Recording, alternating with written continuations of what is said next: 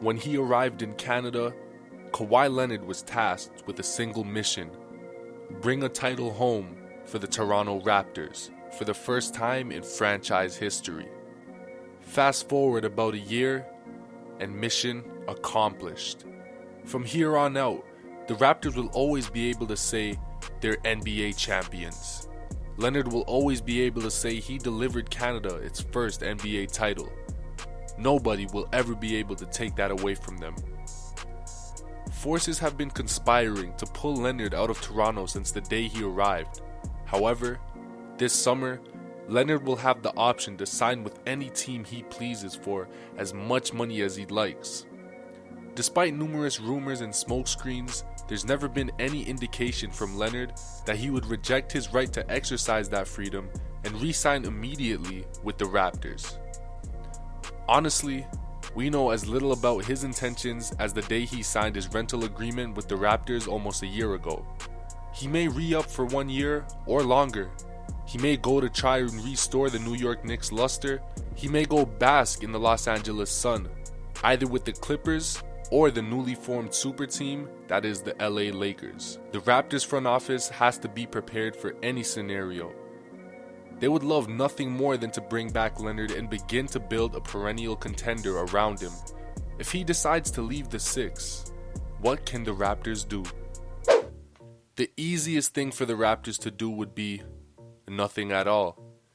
Most of the team is under contract for next season, with the exception of Leonard and Danny Green. Green is an essential 3-and-D player, but there will be prospects late in the draft who may be able to pick up that role quickly. Meanwhile, Pascal Siakam could step into the role of a superstar leader. After a championship season, however, standing pat in today's climate would be akin to accepting the title as a 1-year blip. Therefore, the most likely course of action is to try to draw in some mid-level free agents who are willing to accept less than the max but can still fit a competitive roster. Toronto isn't going to be a big player for the likes of Kemba Walker, Kevin Durant, and Kyrie Irving. More likely targets for the Raptors would be in the class of Vucevic, Nikola Mirotic, or Malcolm Brogdon. There's another option, the nuclear one. If the trade for Leonard proved anything, it's that teams are willing to go all in to chase one ring. By all indications, that's what the Lakers are doing right now, although they have designs on competing for at least a couple more years if everything falls into place.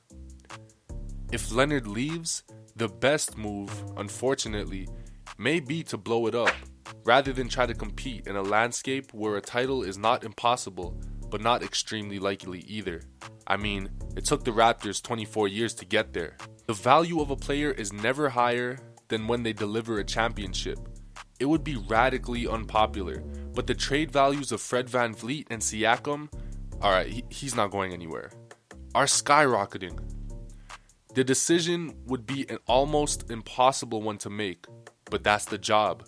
Just ask DeMar DeRozan about how feelings intersect with business in the NBA. Ultimately, Raptors fans hope first and foremost that Leonard decides to return for a contract of at least a few years. That will definitely keep the title window open for a bit more time. If he chooses not to do so, the most likely outcome for the Raptors is a middle ground approach, where they sign mid-level free agents and role players who best fit Nick Nurse's scheme and the team's ideology, prying open the window of contention for as long as possible. That's it for today's video. Stay tuned for the next one. Thanks for tuning in to Hometown Hoops.